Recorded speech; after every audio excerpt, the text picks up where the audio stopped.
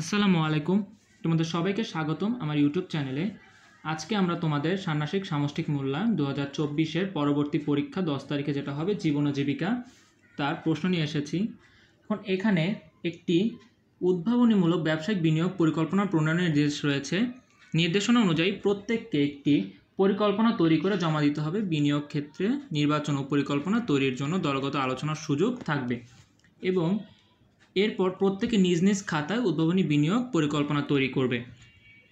এখন উদ্ভাবনীমূলক ব্যবসায়িক বিনিয়োগ পরিকল্পনা প্রণয়নটা দেখব। চতুর্থ শিল্প বিপ্লবের এই যুগে আমাদের জীবনযাত্রায় প্রতিদিন যুক্ত হচ্ছে নতুন নতুন প্রযুক্তি, যা দ্রুত বদলে দিচ্ছে আমাদের চাহিদার ধরন।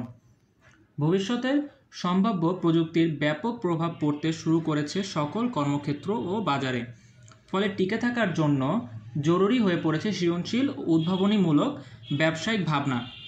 এই প্রেক্ষাপট বিবেচনা রেখে নিজ পরিবারের জন্য উদ্ভাবনীমূলক ব্যবসায়িক বিনিয়োগ ক্ষেত্র বেছে নাও। এরপর উক্ত ব্যবসায়িক বিনিয়োগের জন্য ধাপ গ এবং ও দলে আলোচনা করে নিজ নিজ খাতায় প্রয়োজনীয় নোট রাখো। এর ভিত্তিতে এবার এককভাবে নিজ পরিবারের জন্য একটি উদ্ভাবনীমূলক ব্যবসায়িক পরিকল্পনা তৈরি করো। এখন এই ধাপগুলো দেখব আমরা কি ধাপ রয়েছে। প্রথম অংশ হচ্ছে পরিবারের জন্য ব্যবসা নির্বাচন। ধাপ কতে রয়েছে পারিবারিক আর্থিক পরিস্থিতি বিশ্লেষণ। এখানে কি করতে হবে? এখানে সর্বপ্রথমে পারিবারিক আয়ের সর্বোত্তম ব্যবহার বিবেচনা করে একটি পারিবারিক বাজেট তৈরি করতে হবে। এরপর পরিবারের আর্থিক অপচয় রোধে কী পদক্ষেপ গ্রহণ করা যেতে পারে তা উল্লেখ করতে হবে। সময়, সুযোগ ও নিজের সক্ষমতা অনুযায়ী অর্থ সংশ্লিষ্ট যেসব কাজের দায়িত্ব গ্রহণ করেছে সেগুলো তালিকা তৈরি করতে হবে। অর্থাৎ আমাদের পরিবারে একটি বাজেট তৈরি করতে হবে।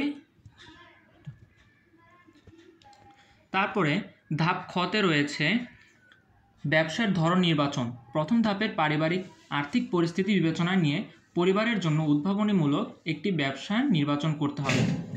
সেটির মেয়াদ কেমন হবে, স্বল্প নাকি দীর্ঘ নাকি মধ্যমেয়াদী তা উল্লেখ করতে হবে। এই ব্যবসাটি কেন বেছে নেওয়া হলো তার যৌক্তিকতা এবং পরিবারের চাহিদা ও সুযোগ আছে কিনা, আয় ব্যয়ের সাথে সঙ্গতিপূর্ণ কিনা, সম্ভাব্য ঝুঁকি মোকাবেলা করা যাবে কিনা ইত্যাদি উল্লেখ করতে হবে। অর্থাৎ এখানে আমাকে একটা ব্যবসা নির্বাচন করতে হবে যেটা পরিবারের কোনো চাহিদা মেটাতে পারে কিনা, সেখানে কোনো সুযোগ সুবিধা দেয় কিনা তার উপর ভিত্তি করে। তারপরে দ্বিতীয় অংশে রয়েছে ব্যবসায়িক পরিকল্পনা। এই যে আমরা ব্যবসাটা যে করব এটা পরিকল্পনাগুলা। এখন ধাপ গতে রয়েছে ব্যবসার প্রত্যাশা এবং প্রভাব নিরূপণ। ব্যবসাটি থেকে তুমি কি প্রত্যাশা করো তা উল্লেখ করতে হবে।